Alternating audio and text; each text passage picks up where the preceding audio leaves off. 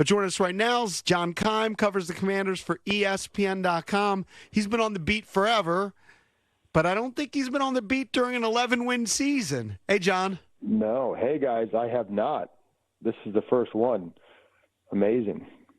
Yeah, and I mean, I said this, and I'll say it throughout. The story starts and ends with Jayden Daniels. Yeah. Yes.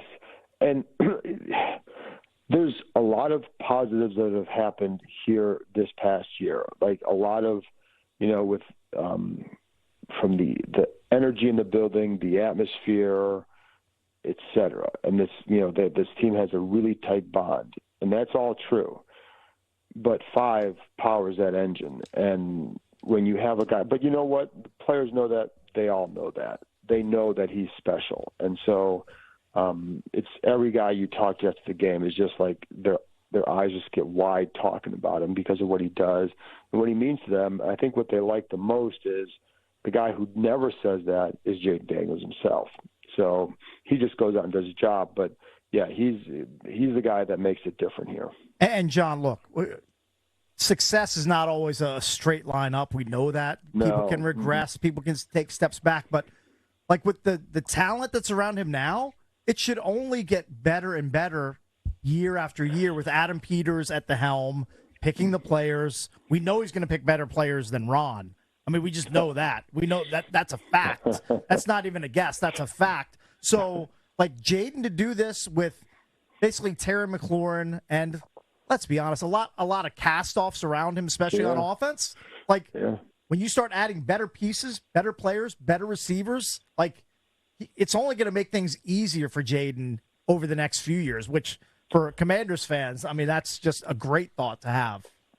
Oh, for sure. And, last night there was a stretch in the fourth quarter where you have like guys like Bryson Tremaine, Jamison Crowder, KJ Osborne on the field at the same time. Like, they're professional receivers, and Jamison has been a very good receiver in this league.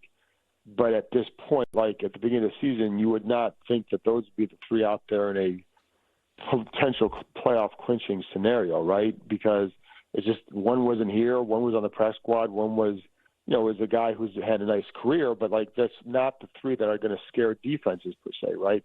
So when you and yet it still works because of what Daniels can do, and so there are. There's a different level you can get to with this offense, and the more he sees, the more he's in the game, and then the better you get around him, or just even little things like just a more consistent run game.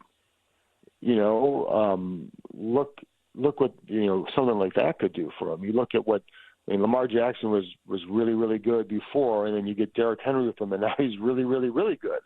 It's like that's the difference things like that can make, and can you get that here? And that's what they have to build to sustain it because, things don't – this has been a really fun year for them and for fans, and they should enjoy it as much as they can. But you don't know what happens one year to the next. Right. You don't – because schedules change, things change, et cetera. And so the goal then is to make sure you're always building, surrounding him with to maximize that.